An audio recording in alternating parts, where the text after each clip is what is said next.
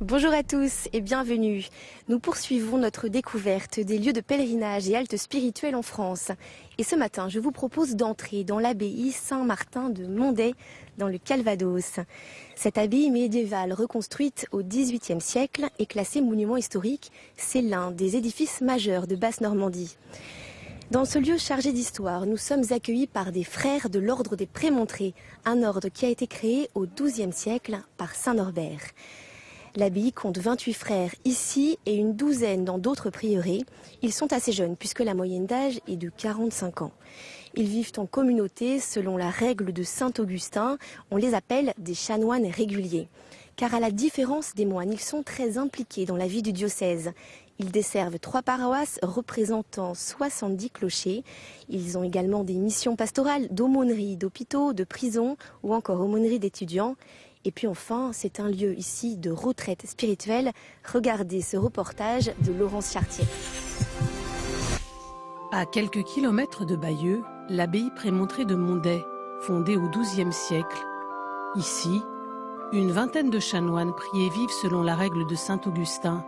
Parmi eux, beaucoup de jeunes qui ont décidé de consacrer leur vie à Dieu. Tous ont fait vœu de pauvreté, de chasteté et d'obéissance. Ils se retrouvent au chœur 4 fois par jour. De nombreuses personnes viennent régulièrement ici. Le rayonnement spirituel de l'abbaye s'étend bien au-delà de la Normandie. Elle rayonne d'abord parce qu'elle veut être une communauté. Et vous savez, c'est un peu comme dans l'Église des premiers siècles. C'est de vivre comme les apôtres qui autour d'eux rayonnaient. Il y avait beaucoup de disciples qui venaient autour d'eux et qui étaient touchés par leur vie en commun, par l'annonce de l'Évangile et qui du coup faisaient des disciples de plus en plus nombreux tout autour. C'est un lieu d'appartenance, voilà, une vraie communauté chrétienne. Une communauté très ouverte sur l'extérieur. L'abbaye est une paroisse et les frères animent une 60aine de clochers. Ils célèbrent de nombreux baptêmes et mariages. Parmi les fidèles qui fréquentent régulièrement l'abbaye, beaucoup de jeunes comme Adèle, 23 ans. Elle vient ici depuis toute petite, y a fait sa première communion et fait partie du groupe de jeunes de Monday. Ici, je viens trouver la paix, je viens me ressourcer.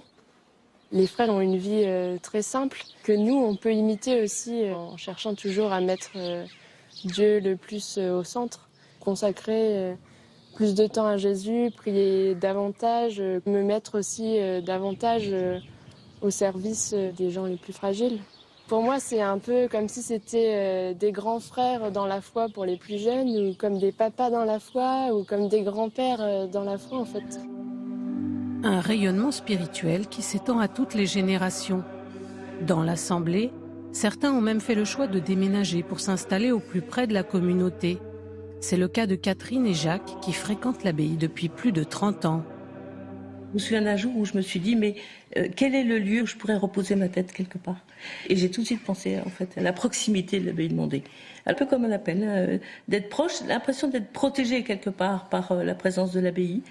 On a une telle proximité à chacun d'eux presque maintenant, qu'on se sent un petit peu de la famille. Cette dimension de la fraternité est une vision de Dieu, quoi. Vraiment, elle nous fait rentrer dans une dimension qui est parfaitement spirituelle. Ils sont dans la paix et dans la joie. On les voit toujours souriants, les frères. Donc, pour nous, c'est vraiment une présence de Dieu. Il y a quelque chose de l'amour de Dieu qui se répand sur chacun de nous, quelle que soit finalement la façon dont on vit les choses. De façon régulière ou pour un temps de pause, nombreux sont ceux pour qui l'abbaye de Monday constitue une véritable référence spirituelle. Je suis à 15 minutes de chez moi, mais j'ai un peu l'impression d'être au bout du monde. Et quand on vient là, on a l'impression de se rapprocher un peu plus du ciel et de goûter un peu la joie du ciel. Retour en direct depuis l'abbaye Saint-Martin de Monday. Les Prémontrés ont une vie centrée sur la prière communautaire. Ils accordent beaucoup d'importance à la liturgie conformément aux souhaits de Saint Norbert. Mais qu'est-ce que la liturgie? Regardez ce programme court, les tablettes de la foi.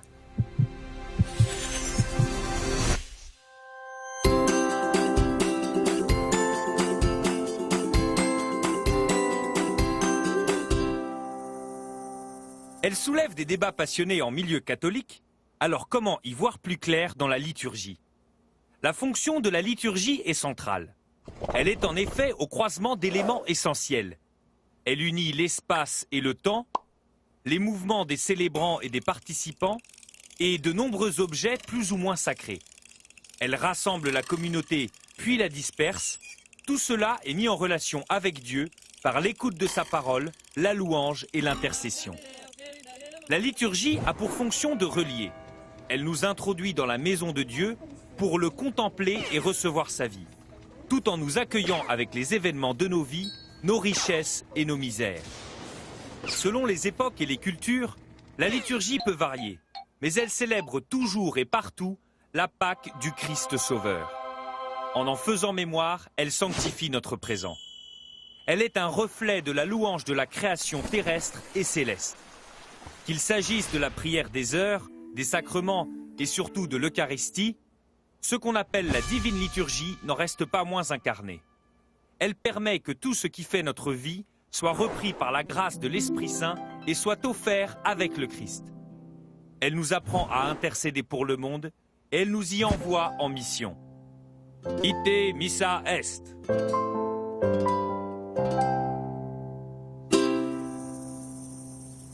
Et cette messe, nous allons la vivre, portée par le chant si important pour les frères de l'abbaye.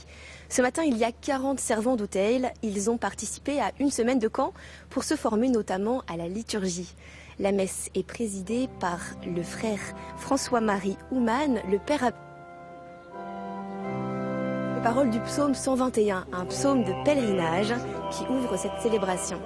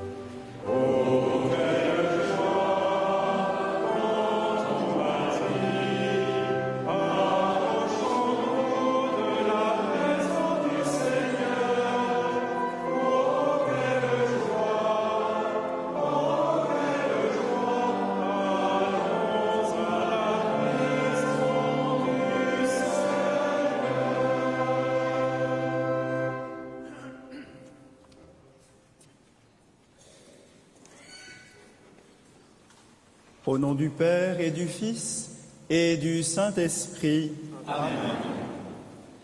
La paix soit avec vous. Et avec votre esprit. Notre communauté religieuse et paroissiale se réjouit de vous accueillir. Vous ne verrez pas tous les frères, car parmi les prémontrés, plusieurs d'entre nous sont curés, et à l'heure où nous entrons dans cette Eucharistie, 5 frères célèbrent la messe dans d'autres villages dont nous avons la charge. Aujourd'hui, nous accueillons en particulier les familles dont les enfants ont participé au camp des servants d'autel organisé par les frères. Dans le Christ, nous nous unissons aussi à vous tous qui prenez part, grâce à la télévision, à l'Eucharistie. Préparons-nous à la célébration de cette Eucharistie en reconnaissant que nous sommes pécheurs.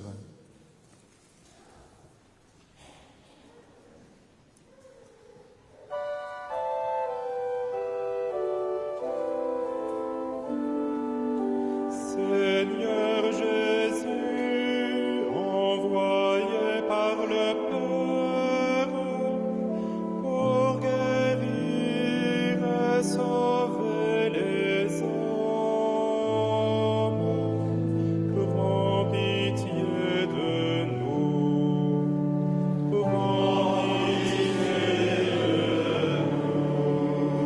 Ô Christ venu dans le monde, appelez tous les pécheurs, prends pitié de nous, prends pitié de nous. Seigneur, élevé dans la gloire du Père, où tu intercèdes pour nous, prends pitié de nous, prends pitié de nous. Que Dieu Tout-Puissant nous fasse miséricorde, qu'il nous pardonne nos péchés et nous conduise à la vie éternelle. Amen. Gloire à Dieu au plus haut des cieux. Nous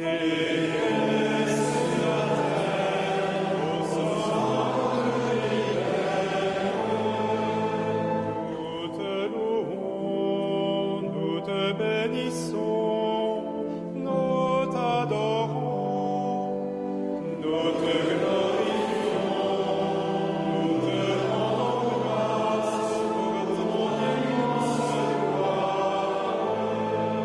Seigneur Dieu, roi du ciel, Dieu le Père Tout-Puissant, Seigneur, Fils unique de Jésus-Christ, Seigneur Dieu, agneau de Dieu, le Fils du Père, toi qui enlèves le péché du monde, prends pitié de nous.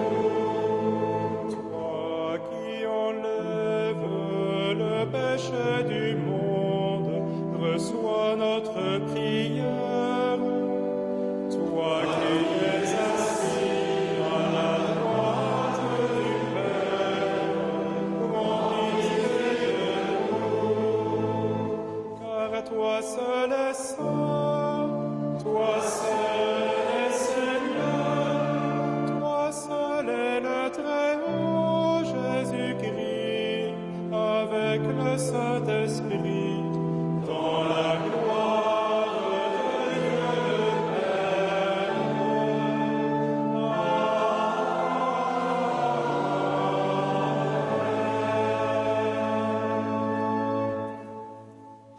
Prions le Seigneur.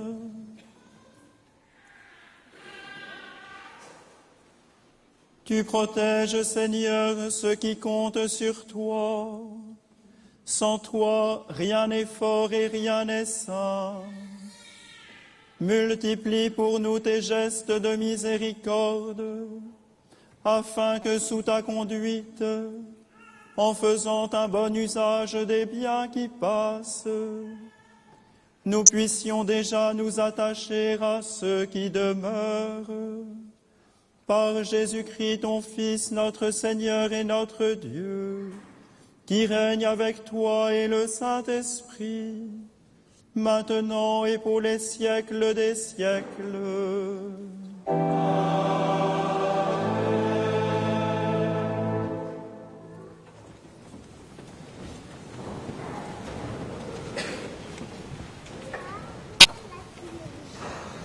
Lecture du premier livre des rois. En ces jours-là, à Gabaon, pendant la nuit, le Seigneur apparut en songe à Salomon. Dieu lui dit : « Demande ce que je dois te donner. » Salomon répondit : « Ainsi donc, Seigneur mon Dieu, c'est toi qui m'as fait roi. Moi, ton serviteur, à la place de David, mon père. Or, je suis un tout jeune homme, ne sachant comment se comporter, et me voilà au milieu du peuple que tu as élu.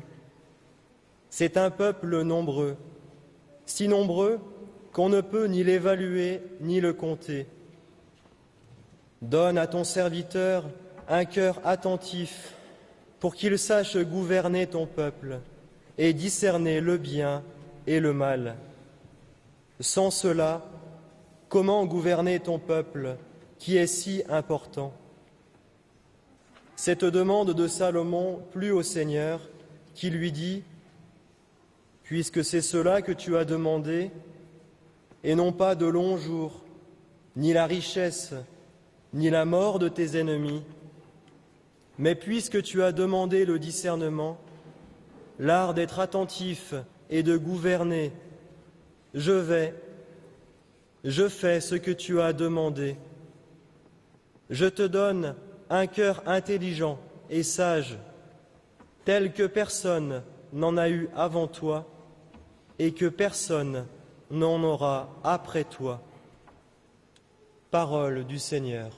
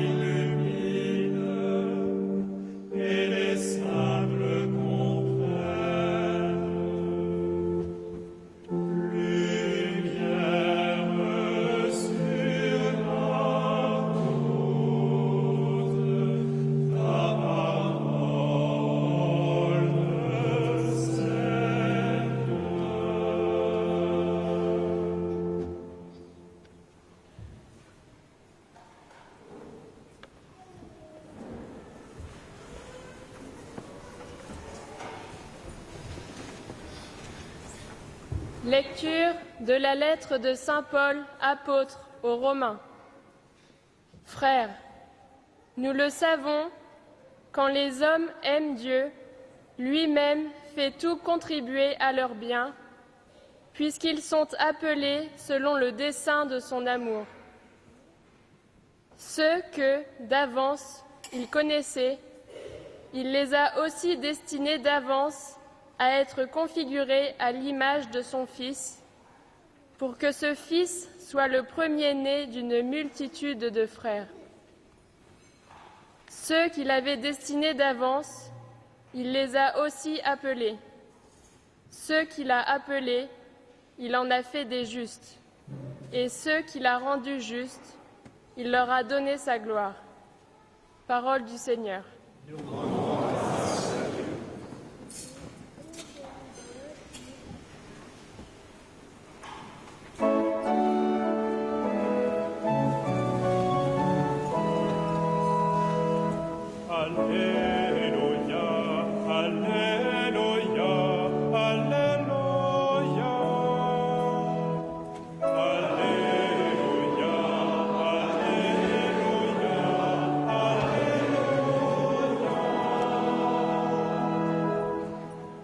Béni Dieu notre Père, Seigneur de l'univers.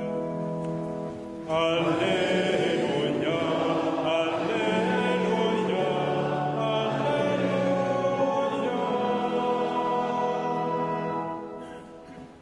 Le Seigneur soit avec vous. Évangile de Jésus-Christ selon saint Matthieu.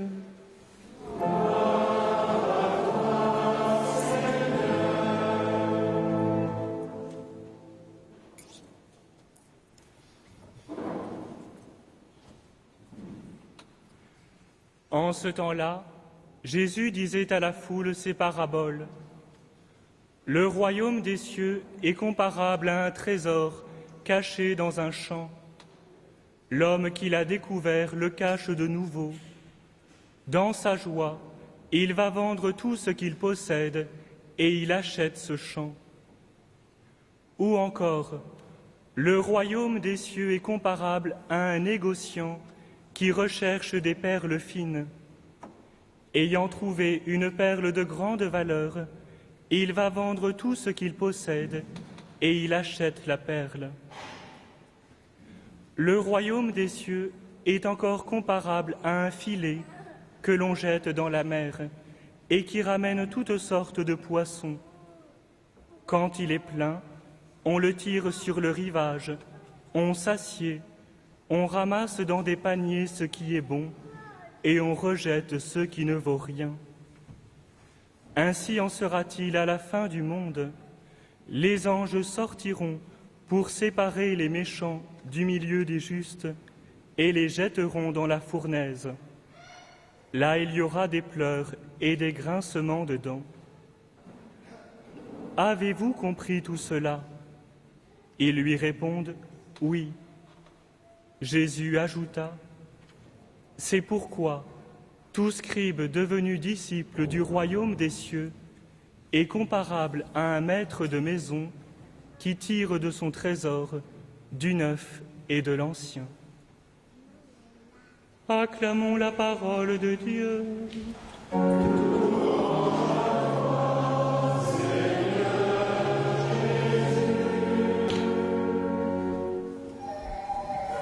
C'est le frère François-Marie Houman, père abbé de Saint-Martin de Monday, qui prononce l'homélie.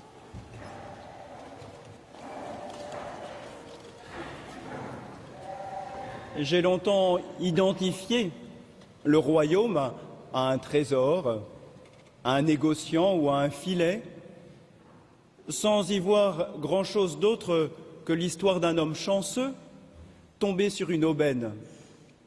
Un peu comme vous entendez distraitement à la radio qu'un tel a gagné des millions au loto. On est content pour lui, voire un peu envieux, mais cela ne va pas plus loin. Vous aussi, peut-être, comme moi, Vous êtes contents pour ces gens dont parle Jésus, mais sans vous sentir concernés. Et si ces histoires, pourtant, parlaient justement de moi, de chacun de vous? Tout d'abord, il faut lire la parabole comme un tout. C'est bien l'événement, le récit dans son entier qui est comparé au règne de Dieu. Depuis l'heureuse découverte, en passant par la vente de tous ses biens, jusqu'à la transaction finale. Le royaume est bien plus qu'un trésor ou qu'une perle, bien autre chose qu'un renoncement à tout, très différent d'une opération commerciale particulièrement juteuse ou d'un heureux tirage au sort. Le plus important dans ce récit, c'est le contentement, la découverte qui donne tellement de joie qu'on est prêt à tout pour cette attirance, pour cette joie inattendue. La joie, dit le philosophe Jean-Louis Chrétien, c'est l'arrivée en moi et chez moi, par surprise, d'un invité impromptu, l'Esprit Saint. Deux personnes sont tombées sur une chose extrêmement précieuse. L'un par hasard, l'autre après une patiente recherche. Le premier doit tout vendre, c'est probablement un pauvre, un travailleur journalier. Le second, négociant en perles fines, un gros négociant sûrement, fait du commerce un peu partout et finit par trouver la perle rare. Le royaume de Dieu est destiné aux pauvres comme aux riches, à ceux qui tombent dessus à l'improviste, sans intention préalable, car ils n'ont guère le temps de s'en soucier beaucoup, comme à ceux qui ont pu le chercher depuis longtemps. Je pense à cette femme, Aurélie, venue dans l'église pour le mariage d'un couple d'amis et soudain bouleversée lors de la prédication. Elle a demandé le baptême pour elle et pour ses enfants. Je pense à Saint Norbert, le fondateur de notre communauté religieuse, l'ordre de Prémontré, baptisé depuis longtemps, mais qui entend soudain, en chemin, cette parole du psaume « Cesse de faire le mal, fais le bien, poursuis la paix, cherche-la ». Il quitte alors son existence superficielle pour vivre pleinement de la grâce de son baptême. Finalement, la double parabole du trésor et de la perle est au fond autobiographique. Jésus dit ici quelque chose de sa propre histoire et du choix fondamental de sa propre vie. Venu dans le champ du monde, il y a découvert un trésor, une perle précieuse. Ce trésor, cette perle, c'est l'homme lui-même, qui est fait pour Dieu. Alors dans sa joie, il donne tout, il laisse tout pour le règne de Dieu. Il donne sa vie pour posséder le champ, la perle, c'est-à-dire notre propre cœur, notre propre existence, pour y allumer par sa passion le feu ardent de son amour et de son esprit. Oui, le Christ est mort par amour pour nous. Il est ressuscité, il est vivant, il nous donne sa vie. Sa vie, c'est le prix qu'il a mis pour réconcilier l'humanité avec Dieu, pour faire de notre humanité une multitude de frères, pour nous donner sa gloire. Frères et sœurs bien-aimés, l'Eucharistie est la célébration de ce grand mystère dans lequel Dieu livre son propre Fils. Ici, à Mondet, et partout où vous êtes et où vous prenez part aujourd'hui à cette célébration, vous êtes le trésor sans prix caché dans le champ du monde. Laissez-vous trouver maintenant par le Christ. Acceptez de lui appartenir, d'être à lui. Il vous cherche, car c'est lui qui vous a fait.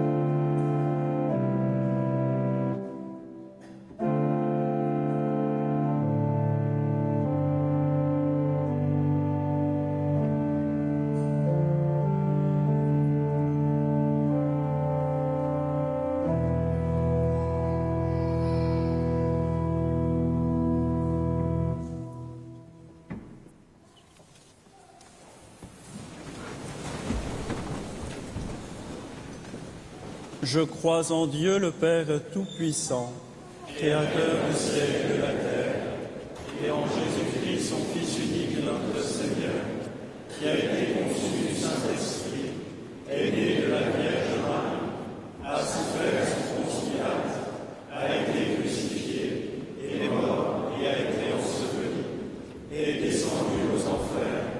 Le troisième jour est ressuscité des morts, est monté aux cieux, est assis à la droite de Dieu, le Père Tout-Puissant, d'où il viendra juger les vivants et les morts. Je crois en l'Esprit Saint, à la Sainte Église catholique, à la communion des saints, à la rémission des péchés, à la résurrection de la chair, à la vie éternelle. Amen. Dans une prière unanime, faisons monter vers le Seigneur notre supplication pour tous les hommes, afin que tous puissent mener une vie calme et paisible et parvenir au bonheur éternel. Seigneur Dieu, regarde tes enfants au cœur de l'été. Donne aux chrétiens qui cherchent le royaume à travers la prière, la liturgie dominicale, les pèlerinages, les retraites, les camps d'été, un nouveau souffle pour t'aimer et servir ton Église. Nous te prions. Par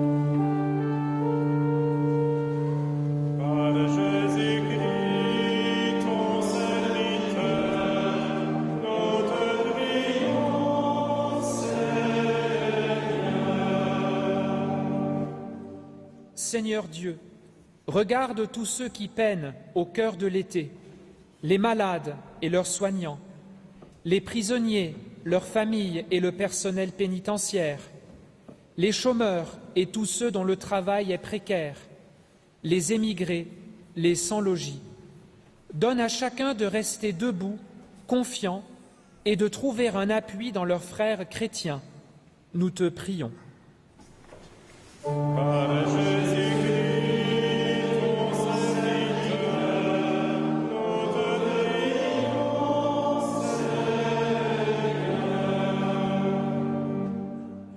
Seigneur Dieu, regarde notre communauté de Mondé, les religieux, les fidèles de notre paroisse et les nombreux visiteurs. Bénis les jeunes servants d'autel qui achèvent aujourd'hui un camp de formation à l'abbaye. Donne à chacun, selon son âge et ses forces, de venir toujours avec joie dans ta maison. Nous te prions.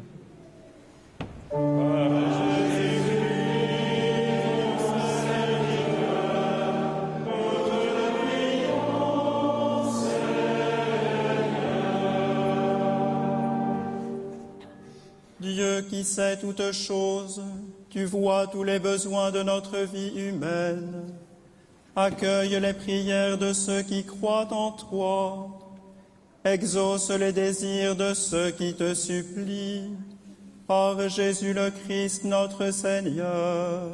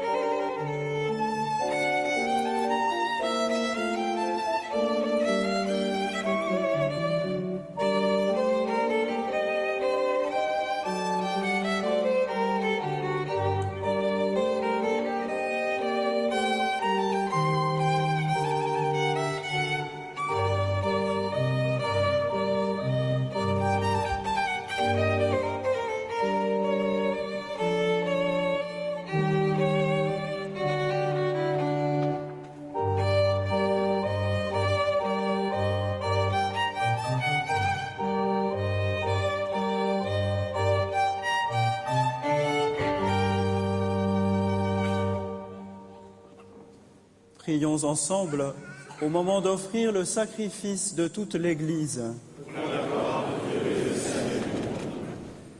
Accepte, Seigneur, ces offrandes, prélevées pour toi sur tes propres largesses, que ces mystères très saints, où ta grâce opère avec puissance, sanctifie notre vie de tous les jours et nous conduise aux joies éternelles.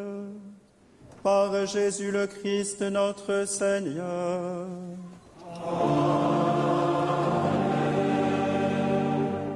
Le Seigneur soit avec vous. Et avec votre esprit. Élevons notre cœur. Rendons grâce au Seigneur notre Dieu.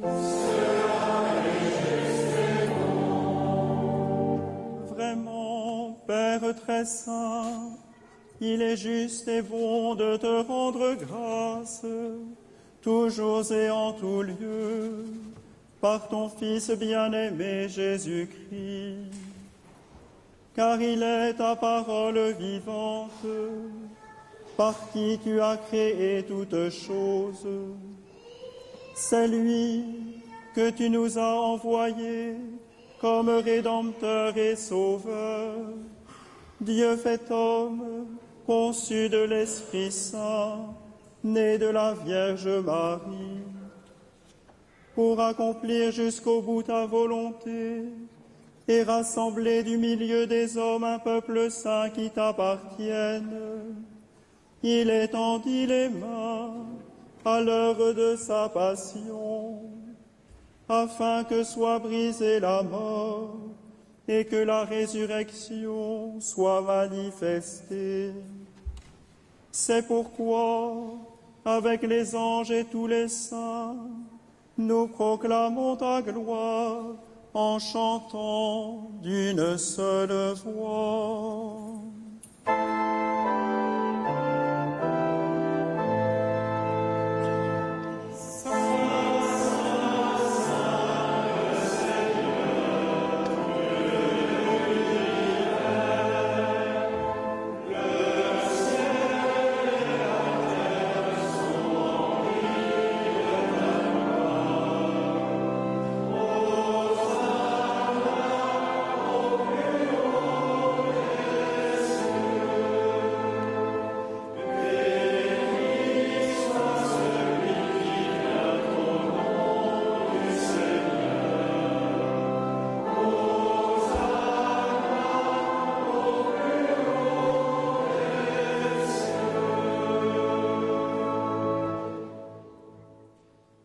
Toi qui es vraiment saint, toi qui es la source de toute sainteté, nous voici rassemblés devant toi et dans la communion de toute l'Église. En ce premier jour de la semaine, nous célébrons le jour où le Christ est ressuscité d'entre les morts. Par lui que tu as élevé à ta droite, Dieu notre Père, nous te prions. Sanctifie ces offrandes en répandant sur elles ton esprit, qu'elles deviennent pour nous le corps et le sang de Jésus, le Christ, notre Seigneur.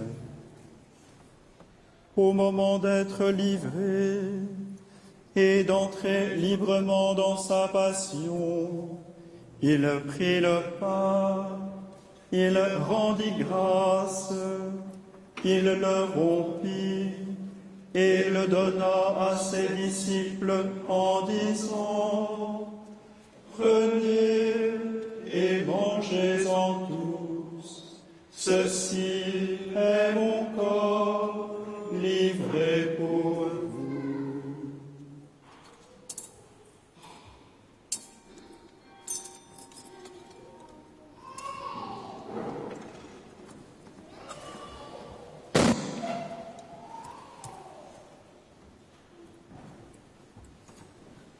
De même, à la fin du repas, il prit la coupe, de nouveau il rendit grâce et la donna à ses disciples en disant : Prenez et buvez-en tous, car ceci est la coupe de mon sang, le sang de l'alliance nouvelle et éternelle, qui sera versé pour vous et pour la multitude, en rémission des péchés.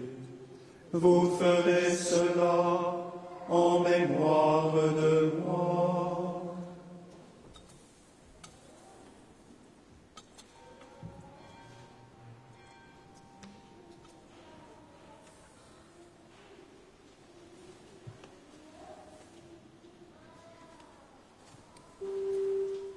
Il est grand le mystère de la foi.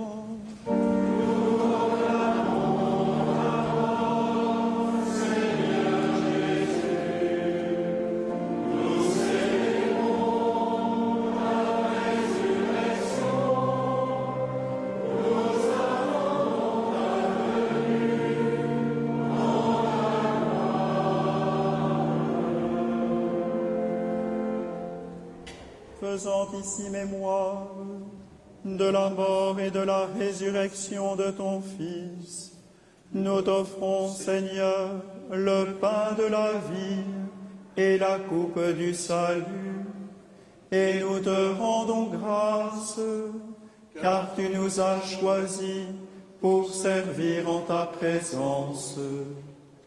Humblement, nous te demandons qu'en ayant part au corps et au sang du Christ, nous soyons rassemblés par l'Esprit Saint en un seul corps. Souviens-toi, Seigneur, de ton Église répandue à travers le monde.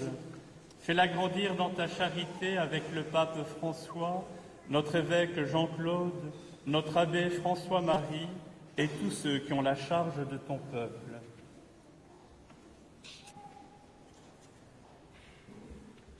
Souviens-toi aussi de nos frères qui se sont endormis dans l'espérance de la résurrection, et de tous les hommes qui ont quitté cette vie. Reçois-les dans ta lumière auprès de toi.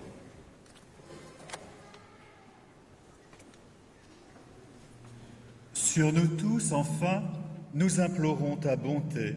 Permets qu'avec la Vierge Marie, la bienheureuse Mère de Dieu, Saint Joseph, son époux, avec les apôtres, nos pères Saint-Augustin et Saint-Norbert et les saints de tous les temps qui ont vécu dans ton amitié, nous ayons part à la vie éternelle et que nous chantions ta louange par Jésus-Christ, ton Fils bien-aimé.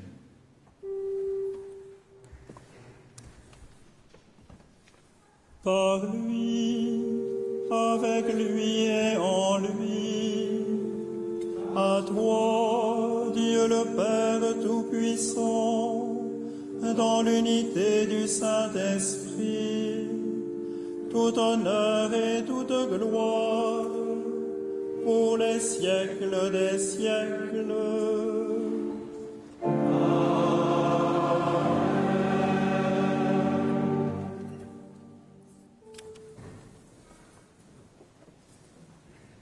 Comme nous l'avons appris du Sauveur, et selon son commandement, nous osons dire: Notre Père, qui es aux cieux, que ton nom soit sanctifié, que ton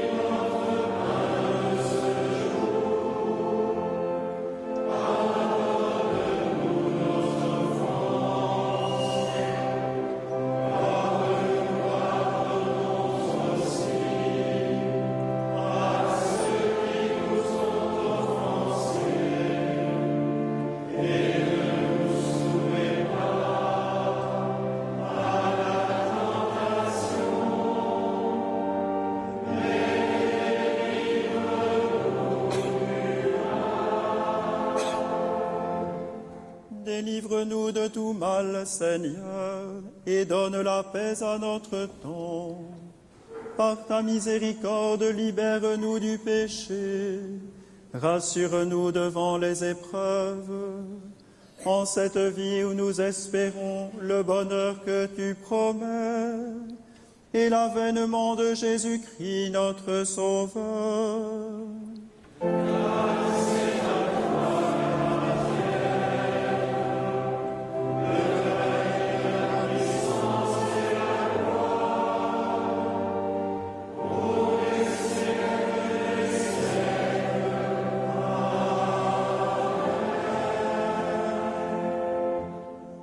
Seigneur Jésus-Christ, tu as dit à tes apôtres, « Je vous laisse la paix, je vous donne ma paix. » Ne regarde pas nos péchés, mais la foi de ton Église. Pour que ta volonté s'accomplisse, donne-lui toujours cette paix et conduis-la vers l'unité parfaite, toi qui règnes pour les siècles des siècles. Amen. Que la paix du Seigneur soit toujours avec vous.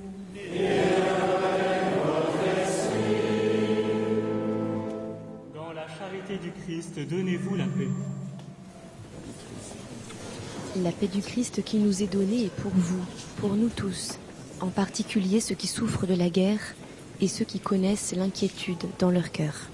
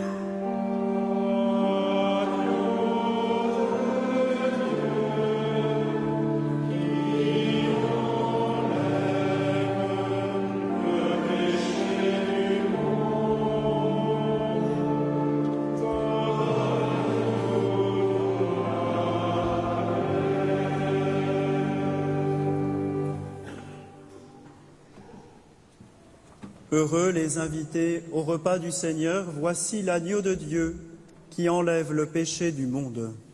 Seigneur, je suis pas digne de te recevoir, mais seulement une parole que je te dis.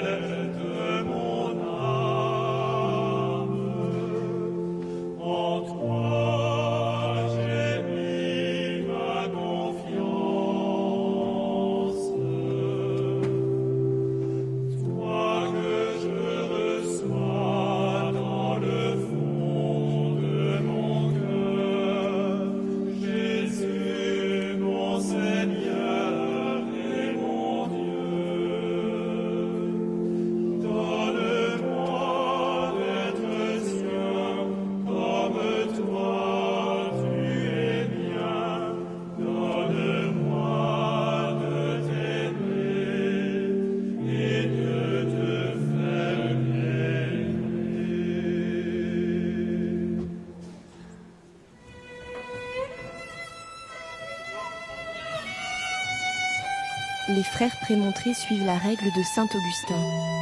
Voici une prière écrite par ce docteur de l'Église qui s'était entouré de chanoines quand il était évêque. Viens, montre-toi à moi, je te verrai, toi la joie de mon cœur. Je te connaîtrai comme tu me connais. Je te verrai, lumière de mes yeux. Je te trouverai enfin, ô mon Dieu. Je te retiendrai, toi que je désire. Viens, montre-toi à moi. Je te verrai, toi la joie de mon cœur. Illumine mes yeux aux lumières divines, que je ne vois plus les vanités. Donne-moi un cœur qui pense à toi, une intelligence qui te comprenne. Fais-moi venir à toi, ô Christ, toi sans qui personne ne va au Père.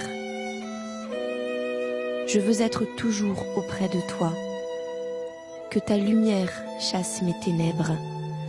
Tu t'es montré à tes disciples. Viens convaincre l'incrédule que je suis.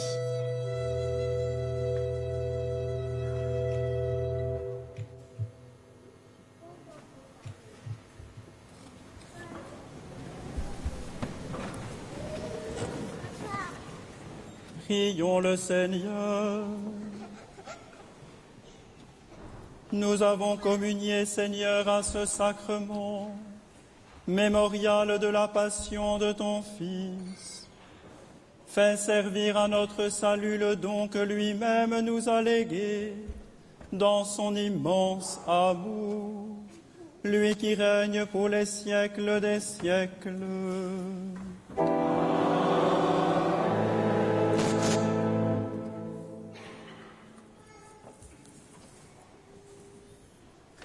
Le Seigneur soit avec vous. Que le nom du Seigneur soit béni.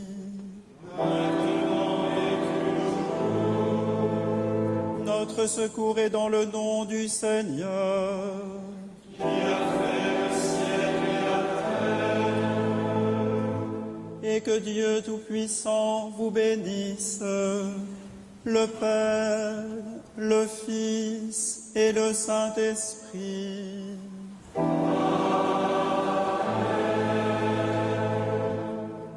Allez dans la paix de Christ.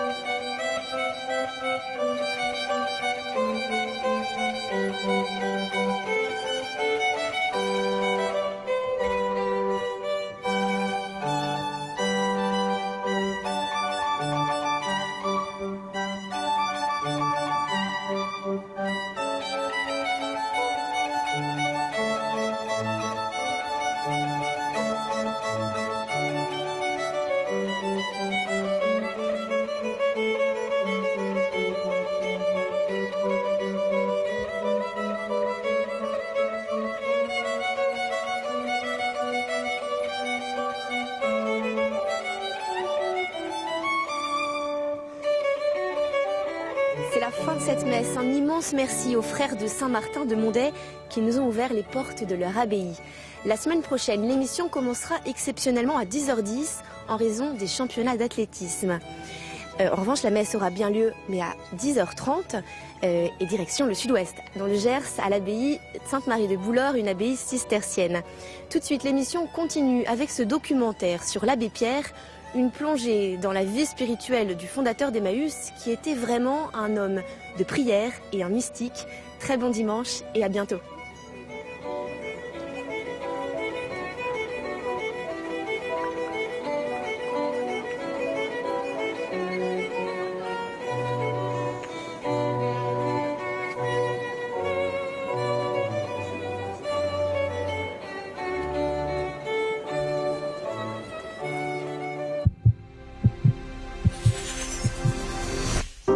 « 1997. À la suite de l'affaire Gaudi, l'abbé Pierre s'installe à Alfortville, en région parisienne, au siège international d'Emmaüs, dans une petite maison, puis dans un garage réaménagé pour lui de l'autre côté de la rue. Jusqu'à sa mort, pendant 10 années de quasi-désert, il vivra la force de l'éternel amour. Le livre de messe qu'il s'est fabriqué atteste de son itinéraire intérieur.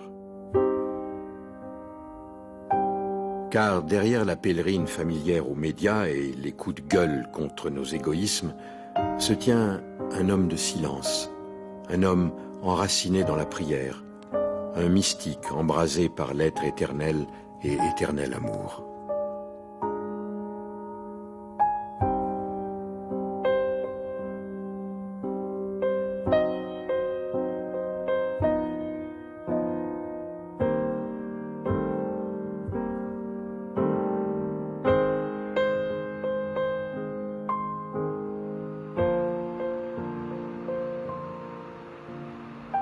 Mes amis, au secours. Une femme vient de mourir, gelée. Février 1954. Une voix inconnue lance un appel à la radio. Une femme, expulsée par grand froid en pleine crise du logement, vient d'être retrouvée morte boulevard de Sébastopol. Cette voix pressante parle de la souffrance des milliers de sans-logis, mais aussi de fraternité et d'amour. Cette voix, c'est celle d'Henri Grouès, dit l'abbé Pierre, son nom de résistance. Il a 41 ans, et bientôt, son visage émacié, brûlant d'un feu intérieur, sera célèbre dans le monde entier pour cette insurrection de bonté dont il a été le déclencheur. Mais d'où vient l'étincelle? D'où vient ce feu intérieur dont toute sa vie il a voulu transmettre l'ardeur?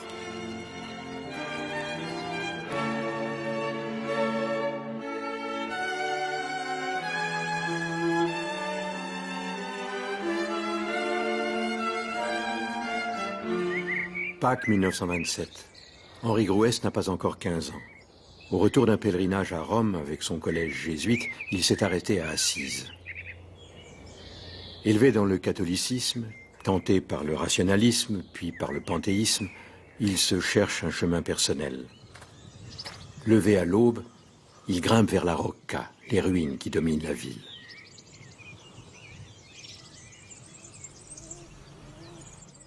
Le jour se levait, les arbres commençaient de fleurir. Soudain, de tous les campaniles, de toutes les églises, de toutes les chapelles d'assises et des villages, les angélus se sont mis à carillonner. Sur mon petit carnet, j'ai écrit « Ah, les cloches de Pâques ». Mourir en un matin de cloche, mourir en l'un de ces matins où la terre entière avoue tout ce que l'amour contient. L'après-midi, les collégiens visitent le petit couvent des Carceri. Et le guide, un franciscain, leur parle de François d'Assise. Pour Henri, c'est une révélation. C'était la première fois que je pressentais que la solitude et le dépouillement pouvaient être remplis de plus de rencontres avec ce tout que je voulais, que n'en pouvaient réaliser tous les dialogues ou les études vécues jusqu'alors. À l'automne, une diphtérie lui fait perdre l'usage d'une oreille, comme le stigmate justement d'un premier dépouillement. Pendant sa convalescence, il lit une biographie de saint François, retrouve l'éblouissement ressenti à Assise. Quand pleurait saint François, l'amour n'est pas aimé, je découvrais intuitivement, pas par raisonnement, que toute vérité était là, et là le chemin ouvert, aimé. Et cela nous est possible parce que nous sommes aimés. Face à cet amour total, Henri songe encore à la mort. Mourir tout court ou mourir à lui-même.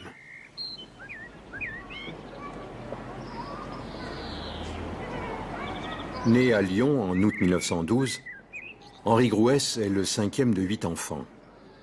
La famille vit au 26 rue Salat, une adresse de la bonne bourgeoisie lyonnaise.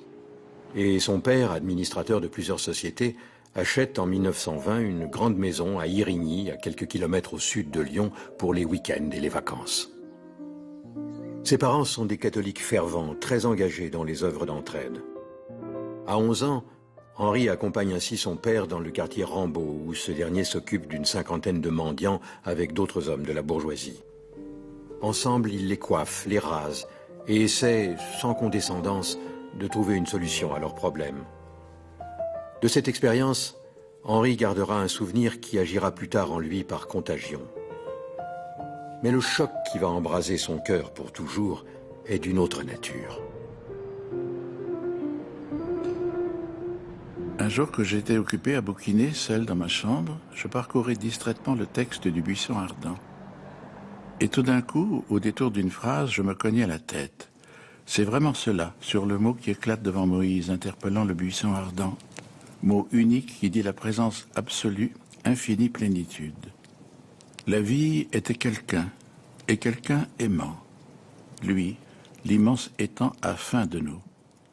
Et de la même faim en creux, nous, infimes, avons faim infiniment de lui, d'une faim mise en nous par lui, à la mesure démesurée de lui.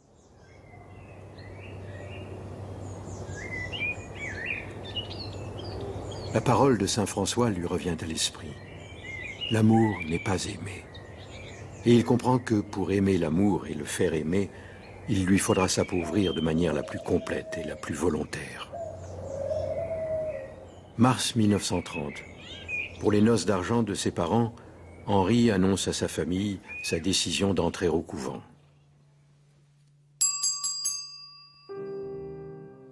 Il n'a pas encore 18 ans. 9 mois plus tard, ayant déjà renoncé à tout héritage, il rejoint les Capucins, la branche la plus humble des franciscains, la plus contemplative. Après une année de noviciat à Saint-Étienne, où il a pris le nom de frère Philippe, il entre à 20 ans au couvent de Crest, dans la Drôme.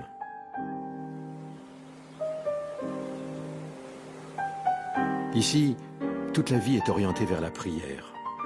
2 heures de prière la nuit, puis éveil à l'aube avec une journée de travail entrecoupée de 6 heures de prière.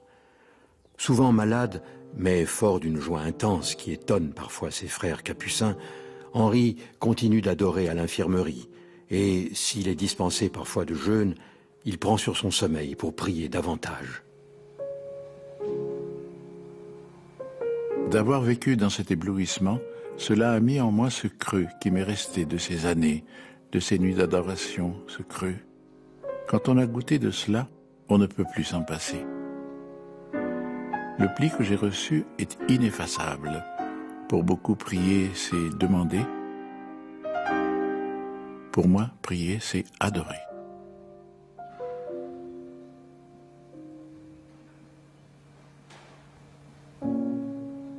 L'amour le brûle de désir, et ce manque attisé par le vœu de chasteté qu'il vivra toujours avec difficulté le pousse de plus en plus à travers le creux de l'adoration vers l'autre. Peu à peu, il sent que sa vocation est d'aller rejoindre cette foule immense aux mains tendues.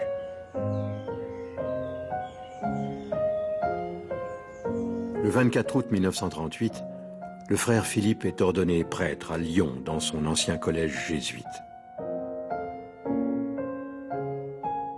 La veille, il se confesse au père de Lubac, qui lui dit cette phrase forte : « Demain, quand vous serez étendu sur les dalles de la chapelle, ne faites qu'une prière à l'Esprit Saint. Demandez-lui qu'il vous accorde l'anticléricalisme des saints. » Très attaché à son église, l'abbé Pierre ne défendra jamais de position cléricale. Au printemps 1939, le frère Philippe quitte les Capucins pour devenir le père Henri Grouès, vicaire de paroisse à Grenoble. Pourtant, ces 7 années de couvent ont épuré sa vocation. Et toute sa vie, même au plus fort de l'action, il gardera une clôture intérieure de silence et de contemplation. À peine rendu au monde, il est mobilisé pour la guerre. De retour dans la région de Grenoble en 1941, le voilà aumônier tout-terrain, auprès d'enfants de l'assistance publique à la Côte-Saint-André. Dans un hôpital, un lycée, auprès de la jeunesse ouvrière et rurale, à la Mure en Isère. Peu après Pâques, il rejoint un groupe d'étudiants de scouts, on disait autrefois un feu. Or ce jour-là, la liturgie aborde l'histoire des pèlerins d'Emmaüs, ces hommes perdus après la crucifixion de Jésus qui reprennent courage en découvrant sa présence à leur côté. Tout naturellement, le père Grouès propose aux scouts d'appeler leur groupe le feu du soir d'Emmaüs. Chaque réunion s'achève par une prière qui sonne comme un appel à la résistance. Regarde-nous. Vois, nous sommes tous pèlerins d'Emmaüs. Nous sommes tous des hommes qui peinent dans l'obscurité au soir, las de doute après les journées méchantes. Nous sommes tous des cœurs lâches, nous aussi. Viens sur notre chemin, brûle-nous le cœur à nous aussi. Une nuit d'été 1942, à peine nommé vicaire à la cathédrale de Grenoble, Henri entend frapper à sa porte. Ce sont 2 hommes, juifs, bouleversés, car la police française vient de rafler leur famille. Il les cache dans sa chambre et, peu de temps après, recevant d'autres réfugiés, organise un premier passage en Suisse. Grâce à une chaîne de fraternité de maison en maison, les passages se multiplient. Que ce soit des enfants juifs ou le frère handicapé du général de Gaulle, qu'il s'agisse d'organiser des maquis de résistance, la joie de sauver et d'être sauvé ensemble le ramène toujours à la révélation faite aux pèlerins d'Emmaüs. Espérons. Passons l'abîme qui sépare depuis tant de siècles l'homme de la joie, comme ces pèlerins d'Emmaüs rencontrant Dieu vivant. Oui, espérons, car l'espérance ce jour-là est devenue immortelle.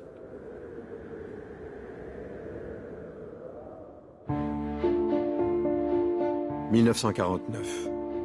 Le père Grouès, devenu abbé Pierre en résistance, vit à Neuilly-Plaisance, dans la banlieue est de Paris. Il retape une maison pour en faire une auberge de jeunesse. Et le jour de Pâques, choisit de l'appeler tout simplement Emmaüs.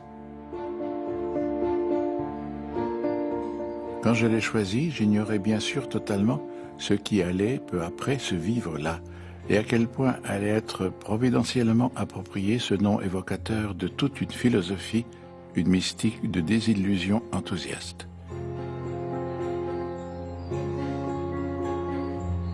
Héros de la résistance, décoré de la Légion d'honneur, happé par la politique à la Libération, élu député de Meurthe-et-Moselle, apparenté puis inscrit au MRP, le parti démocrate chrétien issu de la résistance, il s'est éloigné de la politique. La fraternité dictée par l'amour n'est pas une étiquette de parti, ni même une question de foi. C'est un état d'être avec l'autre. Le partage fondamental de l'humanité n'est pas entre ceux que l'on nomme croyants et ceux que l'on nomme non-croyants. Il est entre les idolâtres de soi et les communions. Son amitié avec Roger Garaudy, ancien résistant et député communiste, est d'ailleurs le fruit de cette grande ouverture d'esprit. Lui qui était devenu capucin pour suivre François d'Assise criant sur les chemins « L'amour n'est pas aimé », va de nouveau renoncer à tout pour appeler à la naissance d'un vrai partage. Rien n'a été prévu, tout a été consenti au fil des circonstances. Mais rien n'aurait été possible sans le soutien de Lucie Coutaz.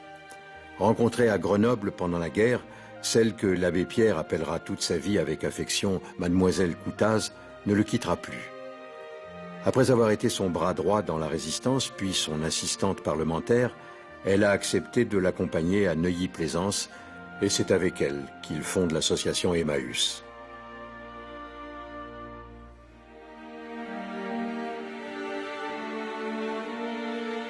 À l'été 1949, l'abbé Pierre rencontre Georges Leguet, un ancien bagnard qui veut se suicider, et lui dit simplement « Viens, ensemble on fera de belles choses ». Ainsi interpellé, l'homme trouve sens à sa vie et sera le premier des compagnons d'Emmaüs. Avec lui va commencer le combat pour aider les familles sans logis.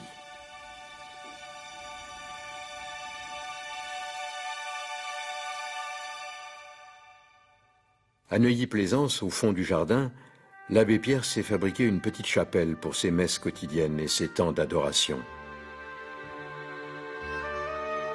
Or, un jour d'hiver, après avoir cherché vainement un relogement pour une famille expulsée, il l'installe dans la chapelle.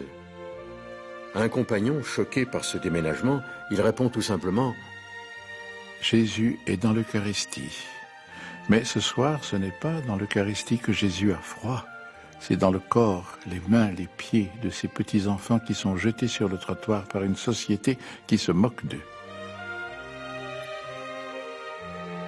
Avec l'arrivée d'autres compagnons, l'achat de terrain pour y bâtir des logements, les charges financières s'alourdissent. Or, l'indemnité parlementaire qui faisait vivre la communauté cesse en juin 1951. Bientôt, il n'y a plus rien à manger. En décembre, muni d'un tract, l'abbé Pierre décide d'aller mendier. L'après-midi où, en secret, je me suis décidé à cela, a été sûrement l'un des moments les plus importants de ma vie. Plus, il me semble, que la veille de mes vœux religieux. Faire le vœu de pauvreté, entouré de toutes les sécurités de l'ordre dans lequel on s'engage, n'a rien de bien tragique aujourd'hui.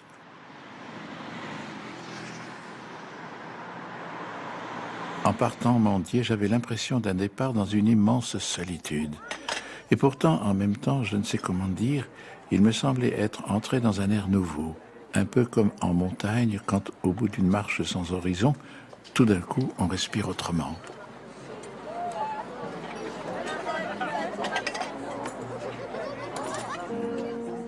Au bout d'une semaine, les compagnons, apprenant la nouvelle, se révoltent. Or, l'un d'eux a été chiffonnier. Commencent alors les vides-greniers et la récupération sur les décharges. Avec l'aide des compagnons, déjà 160 en 1952, l'abbé Pierre peut poursuivre son action auprès des familles sans logis, car le manque de logement est de plus en plus criant. À la fin de l'année 1953, avec des moyens extrêmement limités, des dons providentiels, une centaine de logements sont ainsi achevés, avec ou sans permis de construire, tandis que 200 autres sont déjà en chantier. On vit au jour le jour, rien n'est gardé pour soi.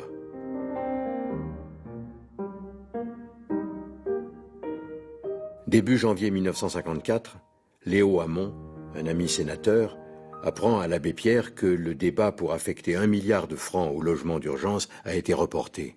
Or, dans la nuit du 3 au 4 janvier, un bébé meurt de froid sur un terrain acheté par Emmaüs. La nuit suivante, l'abbé écrit une lettre ouverte au ministre de la Construction pour l'inviter à l'enterrement. Il achève sa missive de manière personnelle et mystique. Pour moi, laissez-moi vous dire que de tout mon être, je prie Dieu pour vous et pour nous, pour qu'il nous aide à n'être plus tous, enfin, un jour qu'un seul cœur et une seule âme, dans la commune faim et soif de justice, comme il l'a voulu à l'heure de sa suprême offrande.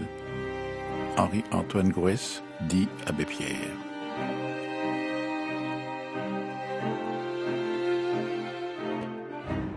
Le ministre, M. Le Maire, vient à l'enterrement à titre privé, puis revient parcourir les cités construites de manière illégale. Il met à l'étude la légalisation de solutions, mais les choses tardent. Et une nuit, une vieille femme expulsée la veille meurt sur le trottoir du boulevard de Sébastopol dans les bras de compagnons. La mort de cette femme, après celle du bébé, voilà l'étincelle qui a déclenché le fameux appel de l'hiver 1954. Mais le feu intérieur pour l'abbé Pierre est toujours le même. C'est le feu interpellant Moïse, le feu de ceux qui refusent d'être heureux sans se préoccuper des autres. Pour allumer les cœurs, il sera la braise contagieuse et l'ardeur. Il faut que ce soir même, dans toutes les villes de France, des pancartes s'accrochent sous une lumière, dans la nuit, où l'on lise ces simples mots. Toi qui souffres, qui que tu sois, entre, dors, mange, reprends espoir, ici on t'aime. À la fin de son appel, il cite l'hôtel Rochester dans le 8e arrondissement de Paris comme lieu de collecte. Dès le matin, les dons affluent. Au bout de 11 jours, on annonce déjà 250 millions de francs. Partout en France, c'est une véritable insurrection de bonté. Au plus fort de l'action, l'abbé Pierre ne dort que quelques heures, mais il dit la messe chaque jour, se préserve un temps d'adoration et veille à garder l'âme d'Emmaüs. Mon rôle à moi dans ces semaines a été surtout de faire en sorte que ne meure pas sous la célébrité ce à quoi était dû l'événement, l'humble travail de compagnons chiffonniers et leurs dons. Ensemble, nous répétions « il ne faut pas cesser ». C'est notre petit don de presque rien qui en réalité est le détonateur qui fait éclater l'obus.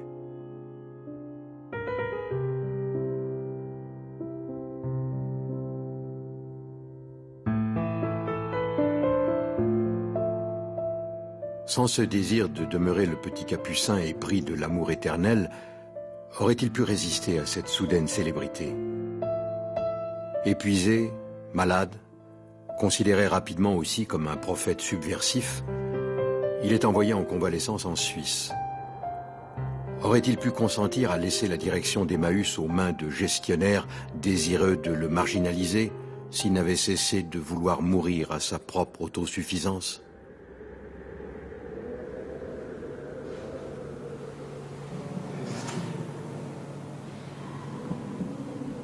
Tandis qu'Emmaüs se développe sur tous les continents, l'abbé Pierre sillonne le monde pour porter et entretenir la flamme. En 1988, quittant l'appartement HLM à Charenton où il vit seul depuis la mort de Lucie Coutaz, il décide de se retirer à l'abbaye de Saint-Vendry en Normandie.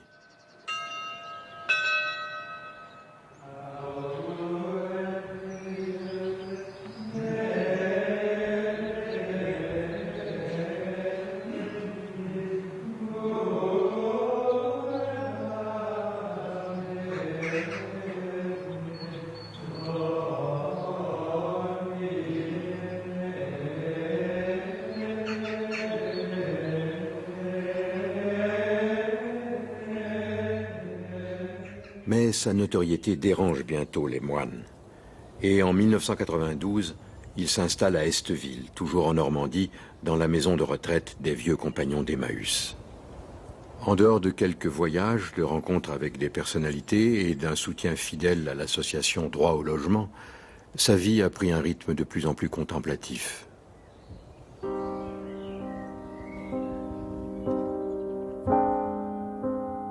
C'est alors qu'il se trouve emporté par l'affaire Garaudy. Au printemps 1996, Roger Garaudy, ne parvenant pas à trouver un éditeur pour son dernier ouvrage « Les mythes fondateurs de la politique israélienne », lui demande une lettre de soutien. Pour honorer une amitié vieille de 50 ans et sans connaître les dernières évolutions de sa pensée, l'abbé Pierre accepte. Très cher Roger, ton livre le plus récent m'est parvenu alors que j'étais vraiment à bout de force pour d'autres tâches pressantes. Je ne peux que trop peu lire à 83 ans de tout ce qui m'arrive, n'ayant guère que 2 heures le matin et 2 heures l'après-midi où je puisse vraiment travailler. Tandis que la polémique enfle autour du contenu négationniste de son livre, Roger Garaudy rend publique cette lettre. Aveuglé par son amitié inconditionnelle et sans mesurer les conséquences de son soutien, l'abbé Pierre s'entête. Si son mea culpa en fin 1996 est la preuve de son humilité, cette affaire sera pour lui, qui a risqué sa vie pour sauver des Juifs pendant la guerre et dont la vocation est née de l'appel fait à Moïse, une blessure intime, mystique. À partir de 1997, il vit retiré au siège d'Emmaüs International à Alfortville. Dans sa chambre, il lit, prie, célèbre sa messe tous les jours, se prépare à la rencontre finale.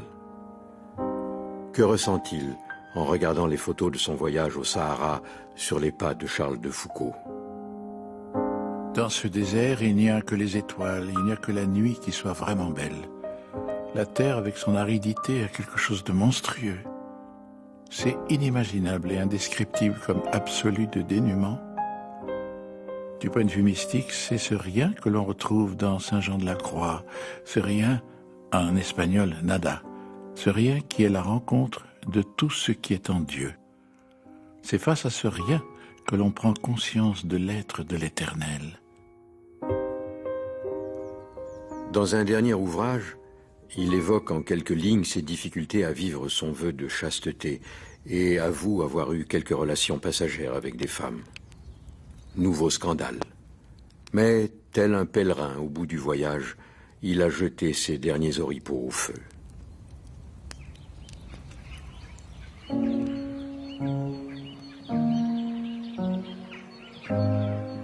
Après avoir rêvé de mourir jeune, frôlé la mort à plusieurs reprises, il est devenu un vieil homme attendant ce qu'il appelait les grandes vacances.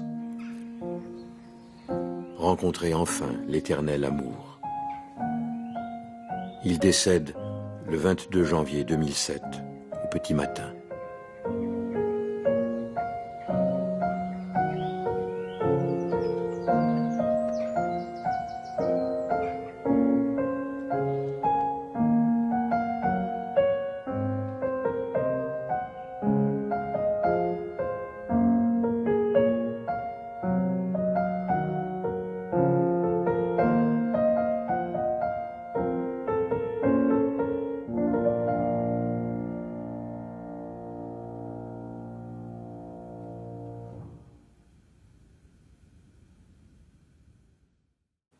En raison de la retransmission des championnats du monde d'athlétisme, les chemins de la foi commenceront dimanche prochain à 8h10. Très bonne semaine à tous.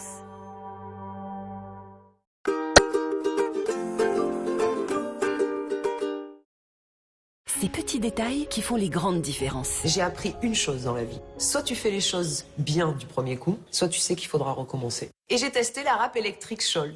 Là, ma corne de pied s'élimine super vite. Sans râper mes pieds pendant des heures, les callosités se retirent rapidement. Je l'ai, je la garde. Sentez la différence. Découvrez la râpe électrique Scholl.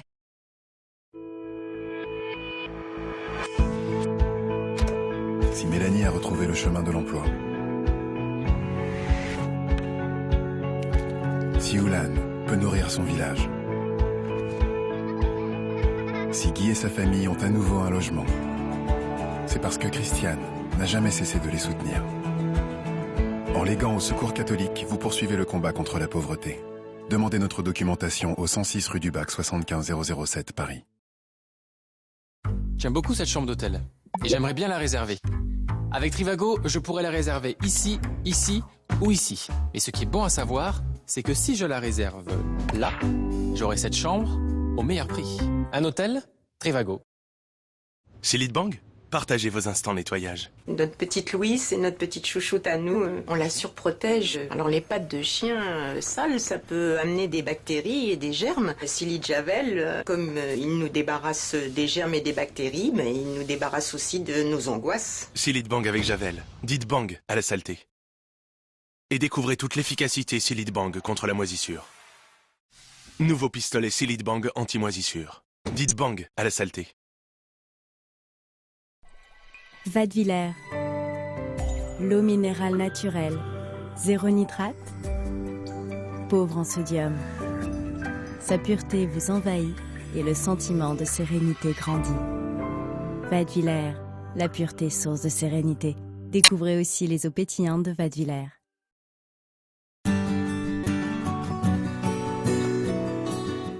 Mardi soir, le meilleur des années bonheur. C'est du spectacle. Le bonheur, qu'est-ce que c'est? Ça s'invente pas, nom de Dieu. Maman ne vous aime pas. Je viens de vous faire gagner 2 ans de psychanalyse. En tout cas, le jour où les cons vont se mettre à fondre, tu auras de la flotte dans les godasses.